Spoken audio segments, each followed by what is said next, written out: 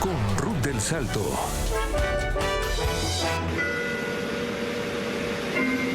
Carissimi fratelli e sorelle, Mis queridos hermanos y hermanas, con profundo dolor debo anunciar la muerte de nuestro Santo Padre Francisco. A las 7:35 de esta mañana, el obispo de Roma, Francisco, regresó a la casa del Padre.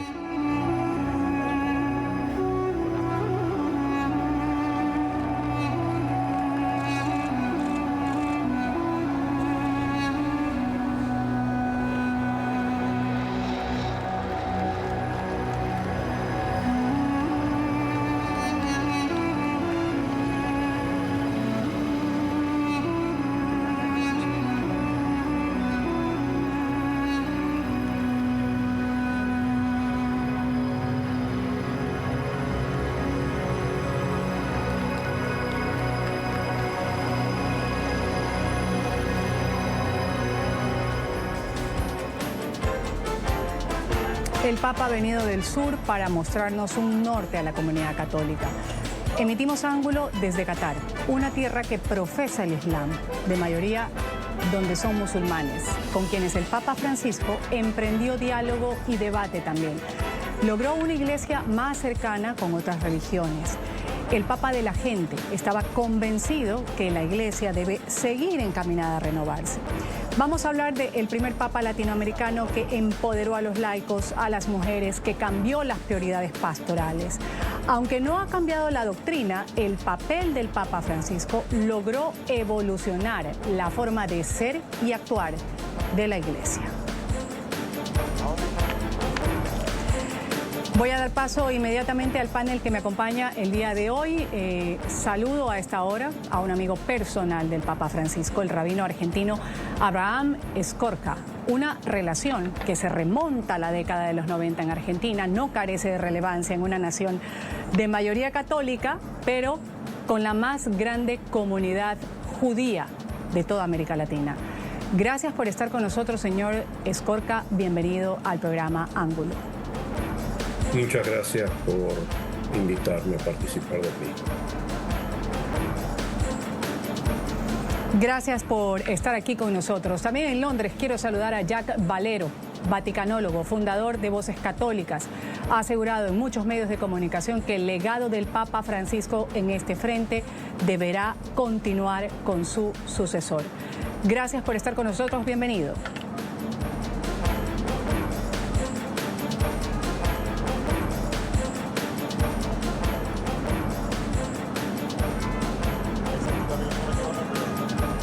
Y también nos acompaña José Mario Eastman, ex embajador de Colombia ante la Santa Sede. Gracias por estar con nosotros, ex embajador. Bienvenido al programa Ángulo.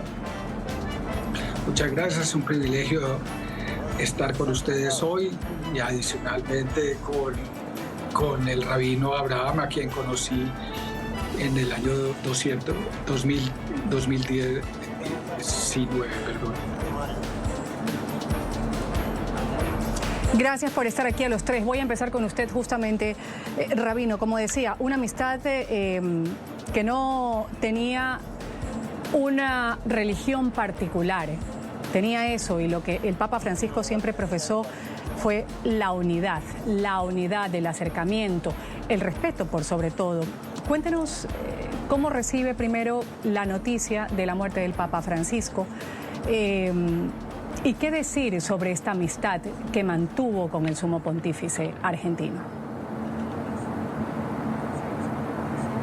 Que fue una amistad muy sincera, como era el Papa Francisco. Era una persona que buscaba la autenticidad en todas las cosas,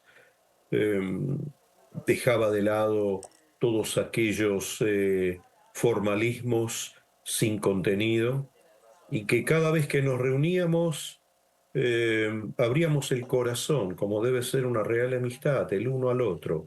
Hablábamos sin censuras, hablábamos abiertamente de todos los temas. Era una amistad que con el tiempo se transformó en una amistad muy natural.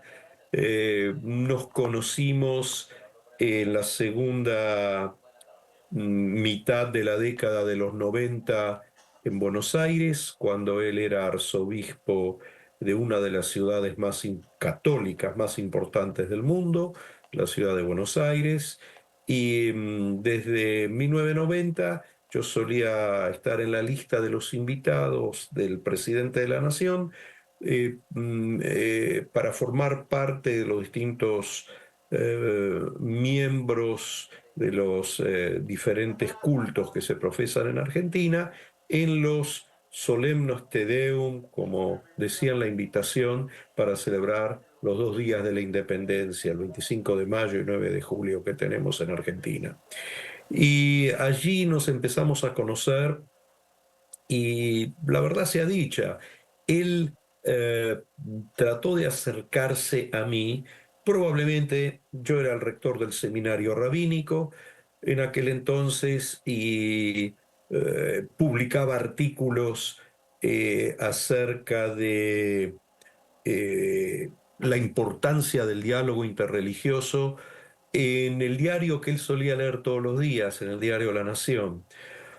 Eh, Probablemente esto lo haya inspirado, lo haya motivado a crear un vínculo conmigo, al principio a través de bromas, como se suele hacer en Buenos Aires, especialmente bromas que tienen que ver con el fútbol, de qué equipo eres tú, y yo soy de tal equipo, y cuando al equipo le va mal, entonces hay chanzas de uno al otro. Y con eso él eliminó todas esas barreras protocolares o formales que podría haber habido entre nosotros y empezamos a caminar juntos, como le hubiese gustado a Francisco decir. Él siempre decía que, inspirado en el versículo al principio del capítulo 12 de Génesis, cuando aparece la orden de Dios a Abraham, que le dice: vete de la tierra donde has nacido, de tu patria, de la casa de tu padre, a la tierra que yo te he de mostrar. Y lo importante para él en la vida era caminar, hacer una senda. Y por otro lado, esas sendas que él quería hacer, las hacía junto con alguien con quien terminaba siendo amigo, porque lo primero que nos empezó a unir era el diálogo interreligioso, que al final se desarrolló en una gran amistad. Eh, pero muchas de las cosas que él quiso hacer referentes al diálogo las hicimos juntos. En Argentina escribimos un libro juntos, grabamos 31 programas para el canal del Arzobispado, fui parte de la delegación oficial del Vaticano a la peregrinación del Papa a Tierra Santa y tantas, tantas cosas más que hicimos durante estos más de 25 años que nos conocimos y que nos conocemos y que nos conocimos y que siempre tratando de construir algo en este diálogo. Esto es lo que les puedo Abraham, contar acerca del... ¿Sí? qué bonita primera intervención. Gracias por compartir esos momentos con nosotros aquí en NTN 24. Vamos a seguir dialogando sobre estos diálogos que usted tenía con el Papa Francisco. Y lo que usted dice es muy cierto. Unidos en esta unión, en esta convivencia entre religiones. Qué bonito haber podido sacar textos de aporte para distintos públicos. Voy a darle la palabra ahora a Jack Valero.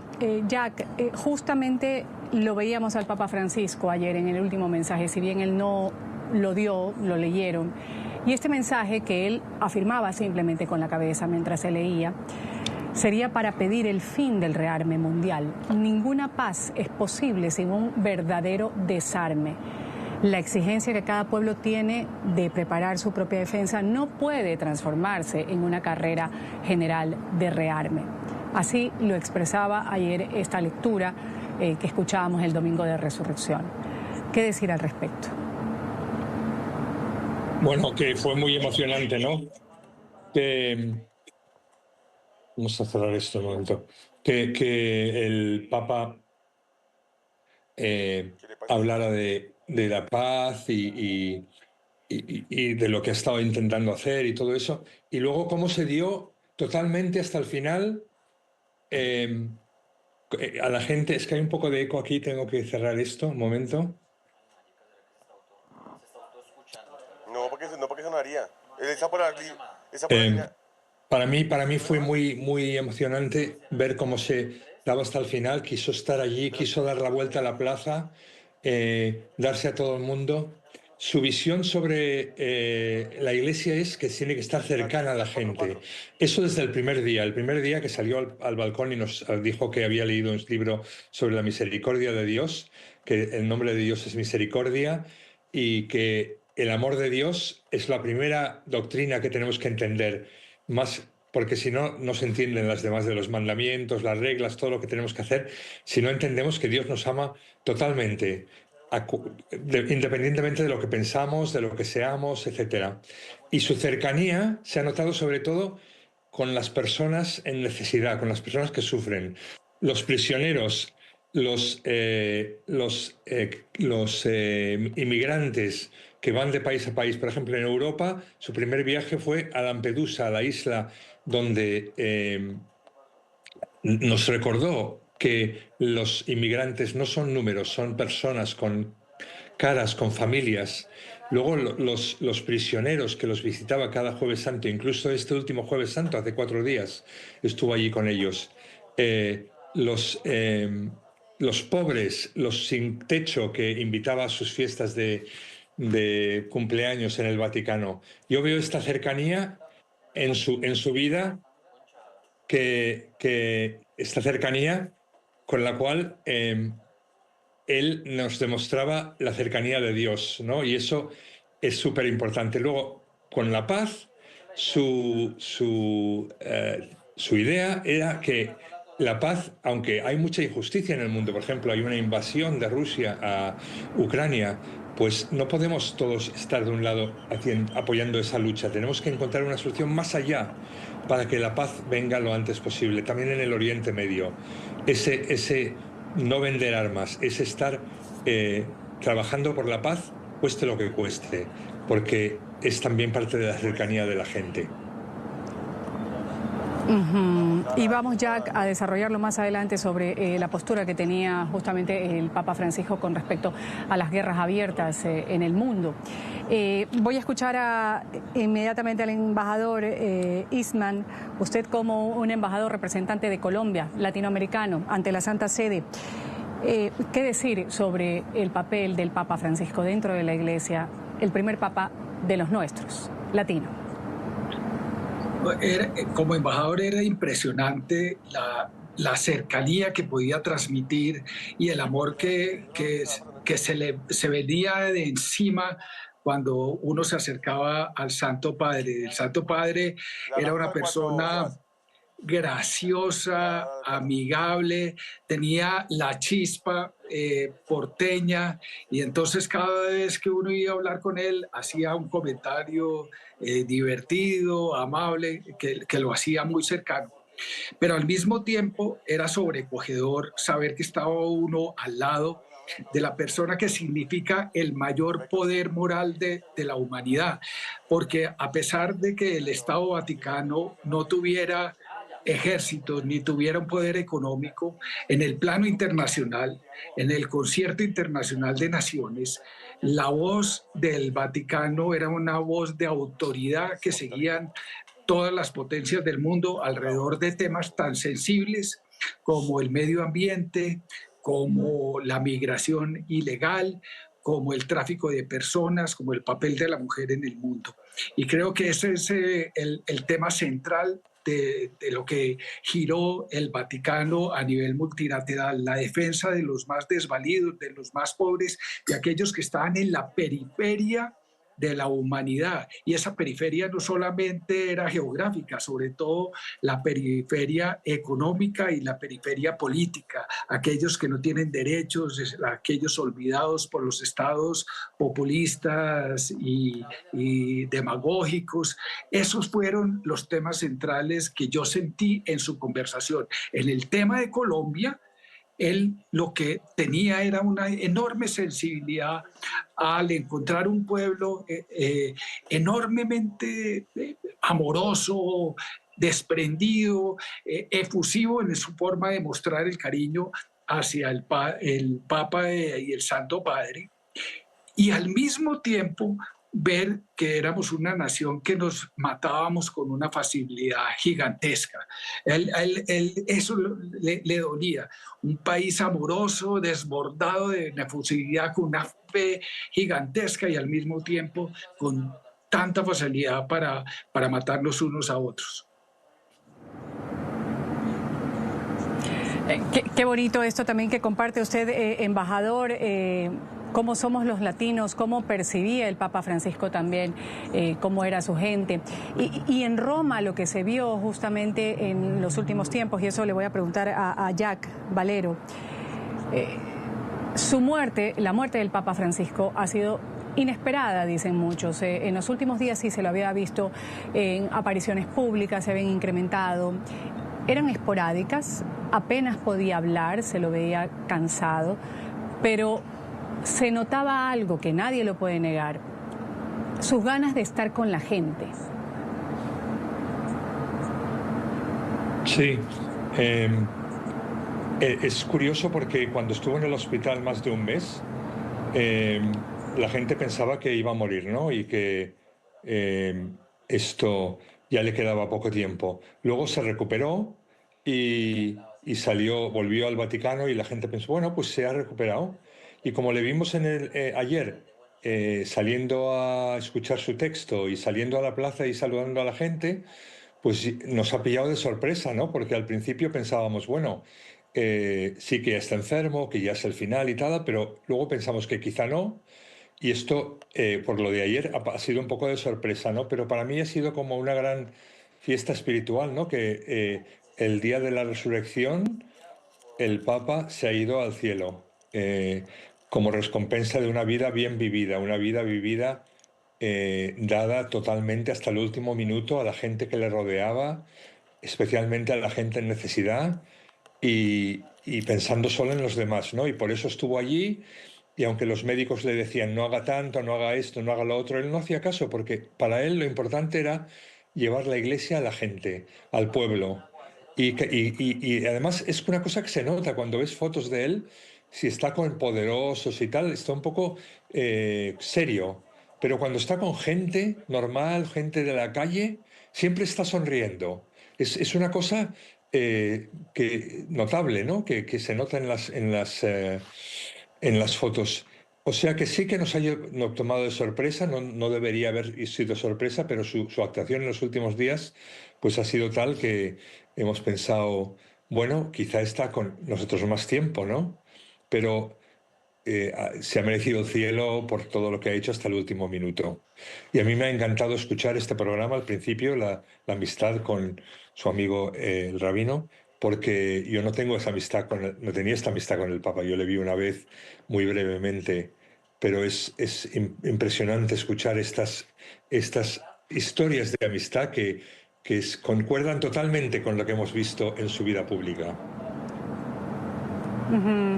Y vamos a irnos a un pequeño corte comercial, vamos a seguir escuchando estas historias de amistad, de unidad que profesaba el Papa Francisco. Aquí tenemos a dos cercanos, Abraham, que ha sido muy cercano al Papa Francisco, también un poco el embajador Itzman, que contaba cómo percibía a los latinoamericanos. Los vamos a dejar con estas imágenes, 1 de la tarde con 21 minutos en Argentina, el sitio natal del Papa Francisco. Ahí se está desarrollando una misa en honor al Papa. El arzobispo de Buenos Aires, Jorge García Cuerva, oficia esta misa en la Catedral Metropolitana luego de la muerte del Papa, que ocurrió a las 2:30 de la madrugada en Argentina, y se conocía la noticia. La ceremonia religiosa en el templo católico emblemático de Buenos Aires, donde el Papa Francisco vivió, ejerció gran parte de su actividad pastoral como sacerdote. Fue la primera reacción formal de la Iglesia Católica, la que se conoció, la de Jorge García, después de la muerte de Jorge Mario Bergoglio, el Papa Francisco. Esta última misa en honor al Papa Francisco en esta catedral metropolitana. Tiene lugar a esta hora. Se va a decretar algunos días de luto en Argentina. El presidente Milei, de hecho, ha interrumpido su agenda oficial para desplazarse hasta el Vaticano para participar en las honras fúnebres del Papa Francisco. Volvemos, esto es Ángulo, luego del corte comercial.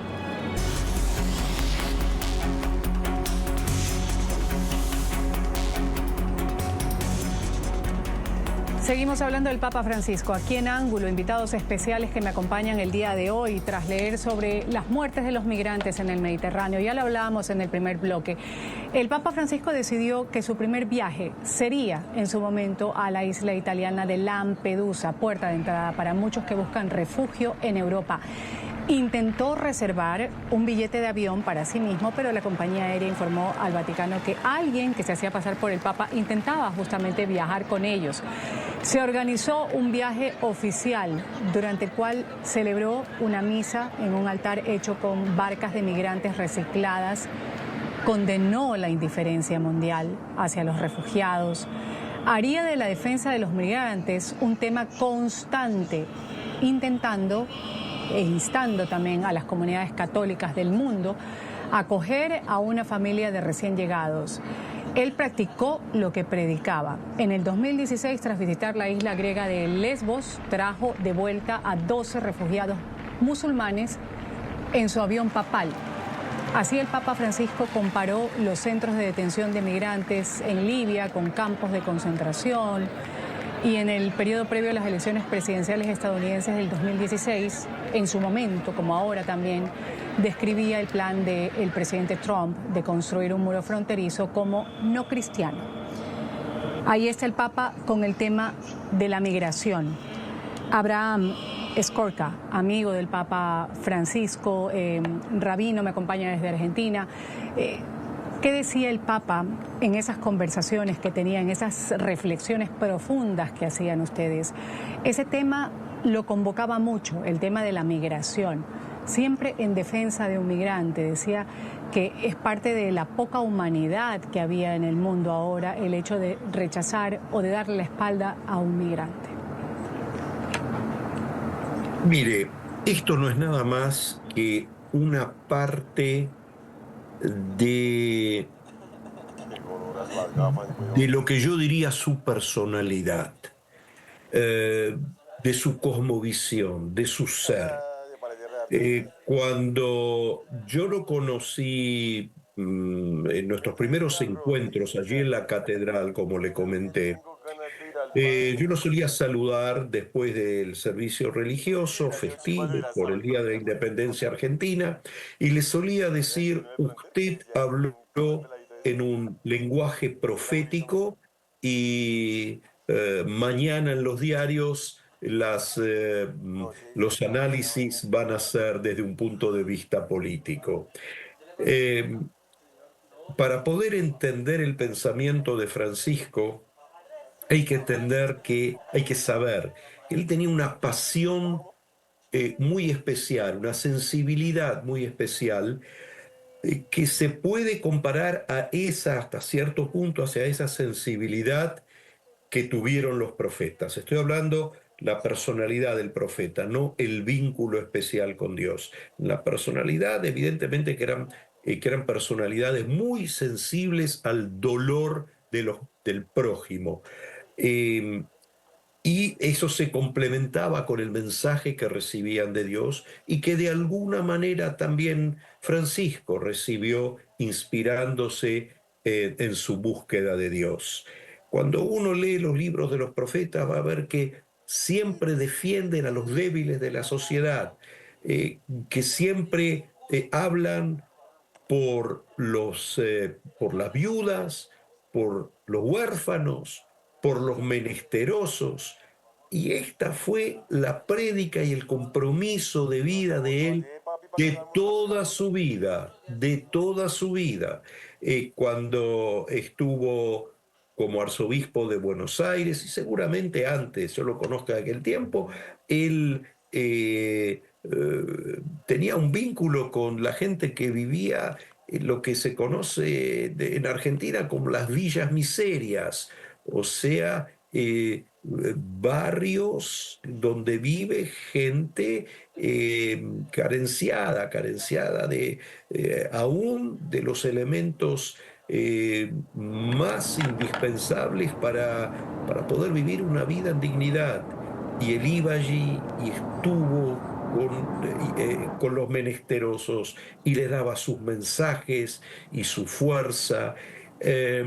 Y siempre en los distintos viajes él estuvo con los sufrientes. Yo me acuerdo, estuvimos juntos en Betlehem. En castellano se suele llamar la ciudad Belén, ¿sí? La ciudad de Jesús, y donde nació Jesús. Y la ciudad que bíblicamente era oriundo David de la misma, de acuerdo al relato bíblico. Y me acuerdo que había preparado un almuerzo, y él almorzó junto a gente muy necesitada, gente en condiciones de vida muy difíciles, siempre junto a ellos. Este fue su gran compromiso, estar junto a los sufrientes por un lado y reclamarle al mundo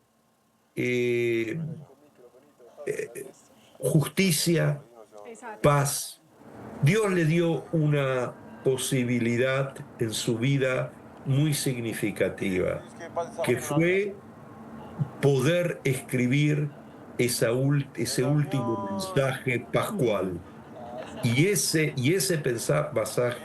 mensaje pascual que escribió, que fue leído ayer, en muchos aspectos es la culminación de todos sus mensajes. Nombró todas las flaquezas y todos los problemas que el mundo está enfrentando en este momento. Y lo dejó como un legado para todos los líderes y para todos nosotros, la gran familia humana.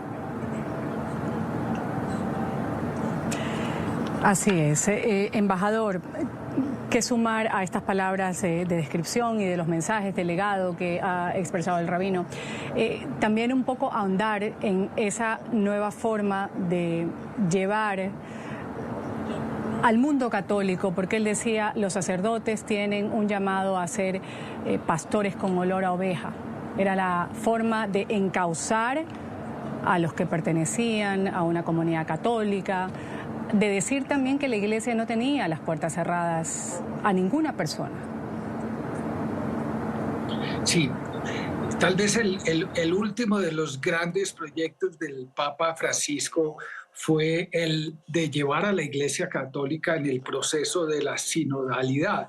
Sinodalidad significa caminar juntos. Lo que pretendía Francisco era lograr esa iglesia misionera, esa que va a donde están los más débiles, los necesitados, las personas que están en las periferias de la vida, pero que esa iglesia fuera más allá de los clérigos, de los obispos, que fuéramos todos los miembros de la comunidad católica, las personas que han sufrido los abusos de los mismos sacerdotes, las mujeres, no solamente los cardenales. Y entonces ese proceso de sinodalidad que fue tan debatido hace 3 años, que la iglesia, lado más conservador, criticaba el proceso mismo por considerarlo un proceso revolucionario.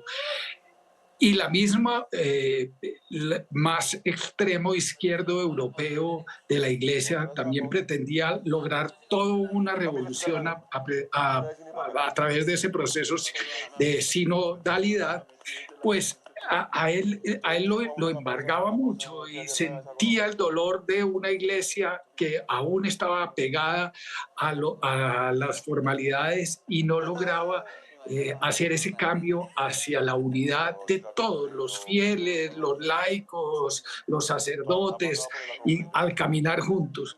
Y creo que ese proceso va a quedar, porque lo que él sí logró durante los últimos años fue la creación de unos obispos, de unos cardenales con una vocación de pastor, que oliera a oveja como él. Y hoy en día tenemos un número de 139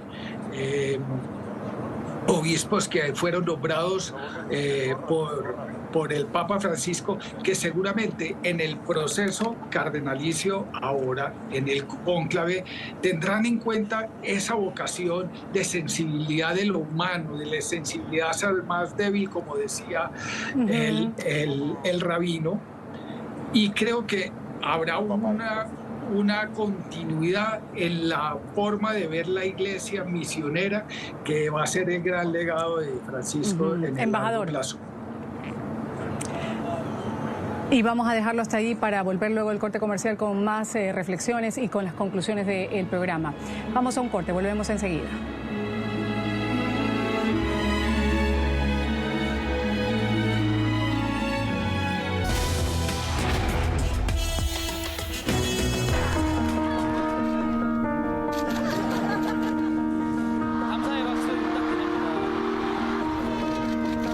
El estilo de Francisco se puede definir como un estilo cercano, un estilo acogedor, amable. Les agradezco esta gentileza de esperarme. ¿Cuántas horas hace que están aquí ustedes? Creo que se puede definir con una palabra: sencillez.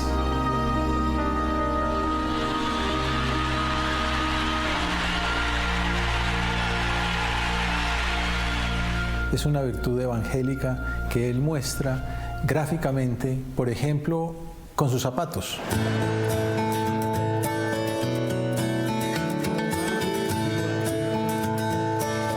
No quiso ir a vivir al Palacio Apostólico, no propiamente porque fuera lujoso, ni mucho menos, sino porque a él le hace falta estar con la gente. La gente está muy acostumbrada a que los papas bendigan, los papas oren, los papas den. Pero este Papa quiere recibir del pueblo. Le pido también que recen por mí, que necesito.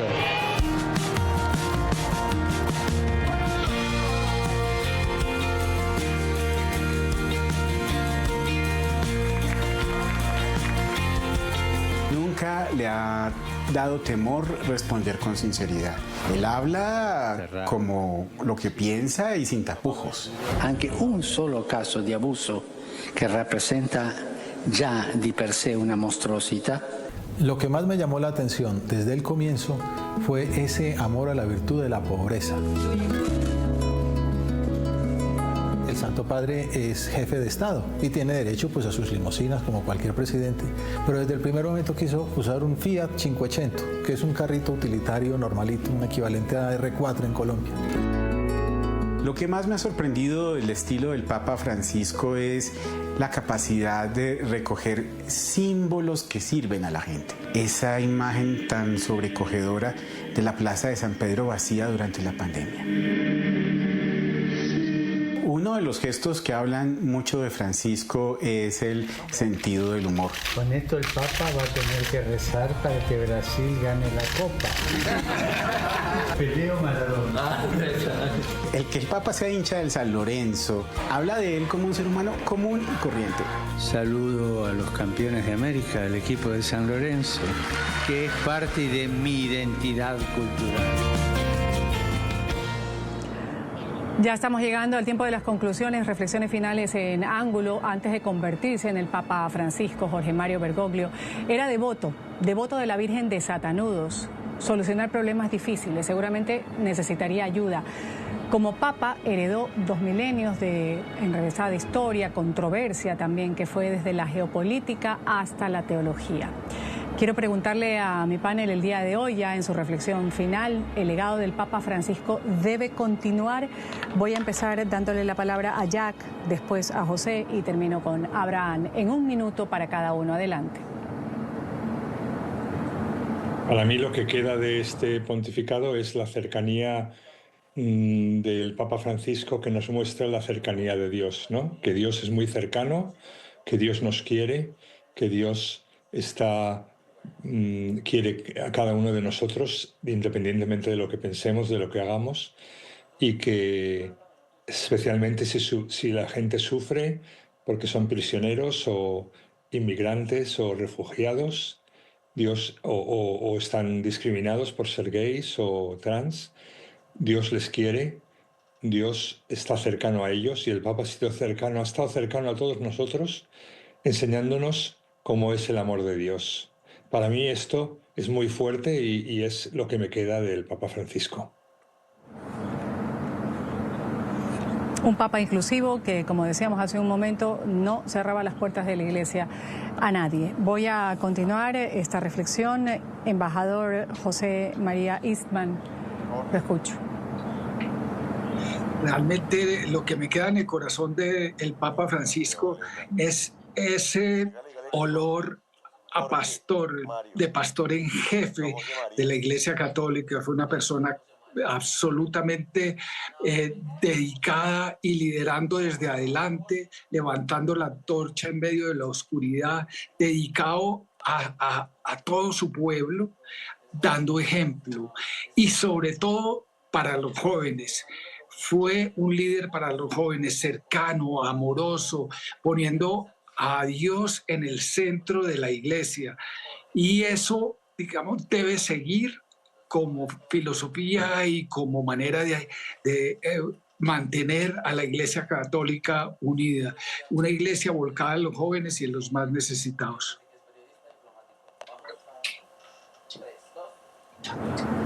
Gracias, embajador. Termino con el rabino argentino Abraham Escorca. A nivel personal, he perdido un amigo con mayúsculas, un amigo fiel, un amigo en quien se podía confiar absolutamente. Y creo que de la misma forma que fue amigo mío, fue amigo de la humanidad. Fue amigo de muchos a nivel personal y fue amigo de lo humano. Yo frecuentemente suelo decir que para honrar a Dios, primero hay que honrar al hombre, al prójimo, a aquel que se halla próximo a uno. Y este era absolutamente el comportamiento del Papa Francisco. El otro aspecto que queda es el de la humildad, una humildad profunda, su mensaje de humildad y de sencillez guarda el mensaje de dejemos de lado todo tipo de egoísmo, de egocentrismo, de creer que tenemos algún poder especial. En su mensaje en Yad Vashem, el Centro para la Documentación de la Shoah, del Holocausto en Jerusalén, ahí estuve presente junto a él, como hablando de los horrores del nazismo. Él dijo: el hombre se atribuyó el derecho de decidir sobre la vida o la muerte de otros.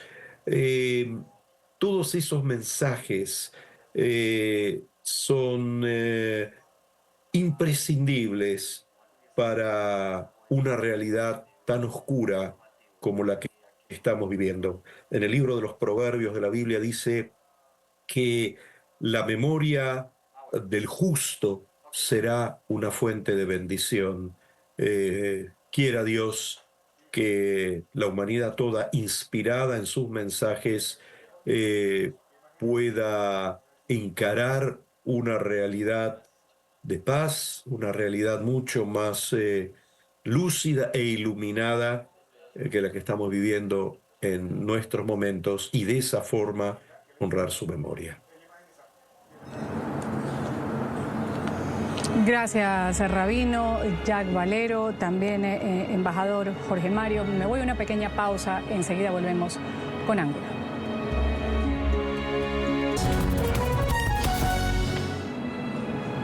El Papa Francisco deja un legado de fe, de servicio y compasión por todos, de humanidad. Voy a agradecer a quienes han participado el día de hoy en Ángulo, al rabino argentino Abraham Escorca, amigo personal del Papa Francisco. Gracias por haber estado con nosotros, rabino. Gracias a ustedes. También voy a agradecer al vaticanólogo, fundador de Voces Católicas, Jack Valero, quien ha estado también aquí con nosotros. Gracias, Jack. Encantado, gracias por invitarme. Y también el embajador Jorge Mario Itzman, ex embajador de Colombia ante la Santa Sede. Gracias por haber estado con nosotros, embajador. Muchas gracias a ustedes y por sobre todo gracias por la vida del Papa Francisco. Gracias por la vida del Papa Francisco. Un abrazo a la distancia. Me despido. Soy Ruth del Salto. Ustedes sigan con la señal del canal de las Américas NTN 24. Seguimos con esta transmisión especial por la muerte del Sumo Pontífice.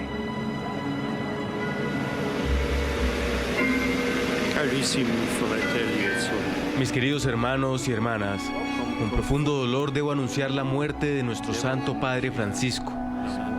A las 7:35 de esta mañana, el obispo de Roma, Francisco, regresó a la casa del Padre